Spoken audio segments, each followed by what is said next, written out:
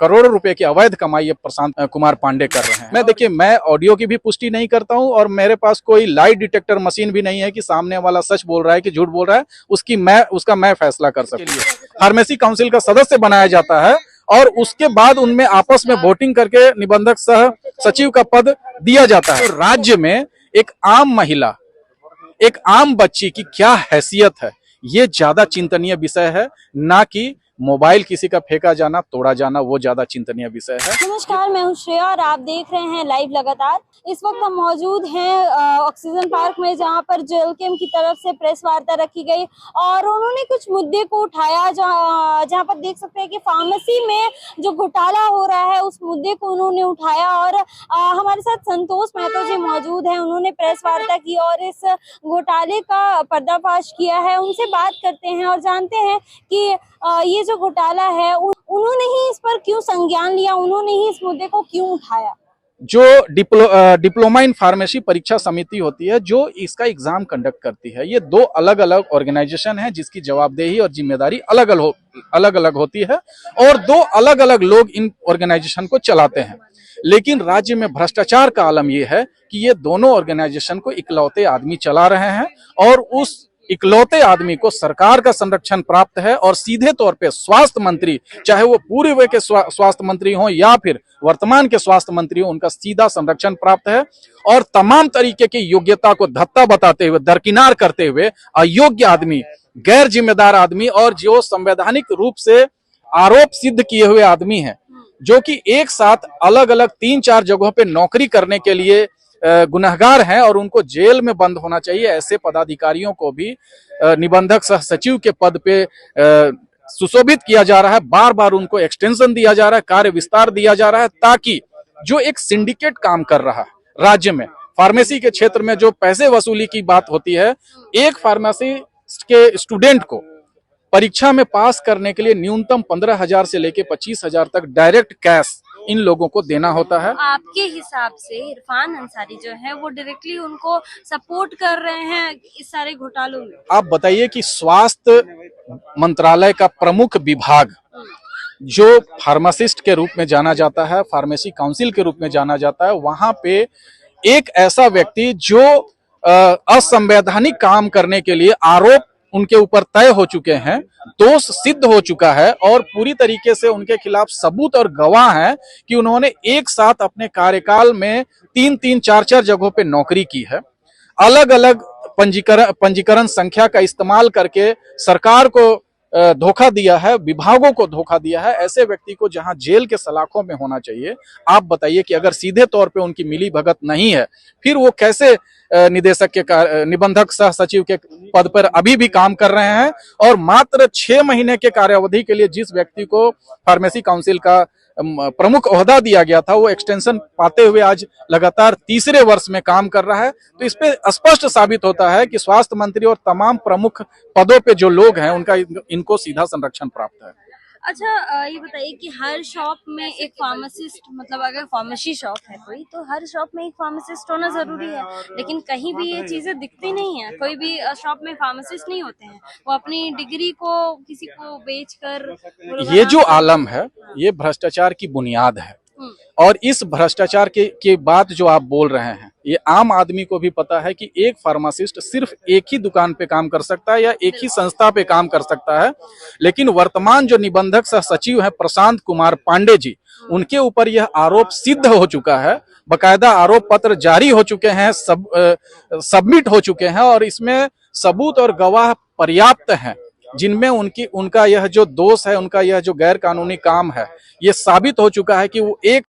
अलग अलग registration number का इस्तेमाल करके 3 से ज्यादा जगहों पे नौकरी किए हुए हैं। बताइए, ऐसे संविधान का उल्लंघन करने वाले, आईपीसी, सीआरपीसी और फार्मेसी एक्ट का उल्लंघन करने वाले व्यक्ति को जेल की काल कोठरी में होने की जगह वो पद पे विराजमान है और एक फार्मेसी के स्टूडेंट से 15,000 से लेकर 25,000 तक की जो वसूली हो रही है, आप अगर कैलकुलेशन करेंगे तो 4,000, 5,000 स्टूडेंट से 25,000 करके जो कैलकुलेशन किया जा रहा है, उससे करोड़ों रुपया का जो है घोटाला और करोड़ों रुपए की अवैध कमाई प्रशांत कुमार पांडे कर रहे हैं। और इसका पूरा बंदरबाट स्वास्थ्य मंत्रालय के तमाम प्रमुख विभागों पे मंत्री के पॉकेट में जा रहा है और तमाम जो सरकार के सचिव स्तर के लोग हैं उनके पास ये बंदरबाट हो रहा है। अच्छा, ये बताइए कि झारखंड में क्या प्रतिभाओं की कमी है कि ये लोग बिहार से बुला करके फार्मासिस्ट रख रहे हैं, क्योंकि आपने जो दो नाम लिए हैं वो दोनों ही तो बिहारी हैं। देखिए, बिहारी हैं या फिर बाहरी हैं, ये बाद की बात है, लेकिन जब योग्यता की बात आती है तो क्या जो अन्य सदस्य हैं झारखंड राज्य फार्मेसी काउंसिल में, उसमें बहुत सारे ऐसे सदस्य हैं जो रिम्स जैसे प्रतिष्ठित संस्थान में एज ए फार्मासिस्ट काम कर रहे हैं, और ऐसे अगर जिम्मेदार लोगों को निदेशक के पद पे, निबंधक के पद पे अगर बिठाया जाता है तो एक ट्रांसपेरेंसी की, एक जवाबदेही, जिम्मेदारी की बात की कल्पना की जा सकती है। हम आश्वस्त हो सकते हैं। एक छोटा उदाहरण आपको देना चाहता हूं कि अगर कोई एक आदमी जो रिम्स में फार्मासिस्ट के तौर पे सरकारी नौकरी पे कार्यरत है, जिसकी सैलरी जो है वो 90,000 1 लाख रुपए है, ऐसे व्यक्ति को अगर हम जवाबदेह जिम्मेदार पदों पे बैठाते हैं तो लूट खसोट करके भागने की उसकी जो गुंजाइश होगी, उसकी जो संभावना होगी, कम होगी। बनिस्पत प्रशांत कुमार पांडे जैसे लोग जो दवाई एजेंसी चलाते हैं, दवाई दुकान चलाते हैं, उनको निर्वाचित करके 5 साल के लिए फार्मेसी काउंसिल का सदस्य बनाया जाता है और उसके बाद उनमें आपस में वोटिंग करके निबंधक सह सचिव का पद दिया जाता है। तो ऐसे व्यक्ति जो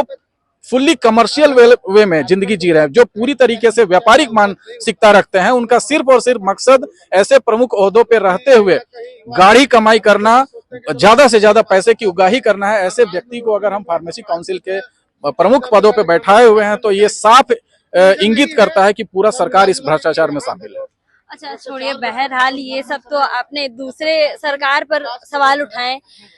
जयराम मेहता जी अभी विवादों में दिख रहे हैं, आपके पार्टी के हैं, और देखा जा रहा था कि अभी बोकारो में उन्होंने पत्रकार का फोन फेंका, बहुत गुस्से में उन्होंने फोन लिया और तोड़ दिया, फेंक दिया। क्या कहेंगे इस पर?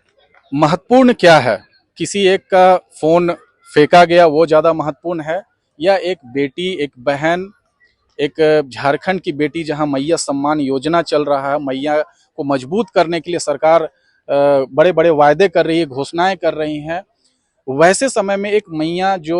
10 महीने से लापता होती है और अंततः उनका नरकंकाल मिलता है। उनकी माताजी का स्पष्ट बयान आप सुनिए। उनकी माताजी कहते हुए फिरती हैं कि 10 दिन घूमने के बाद,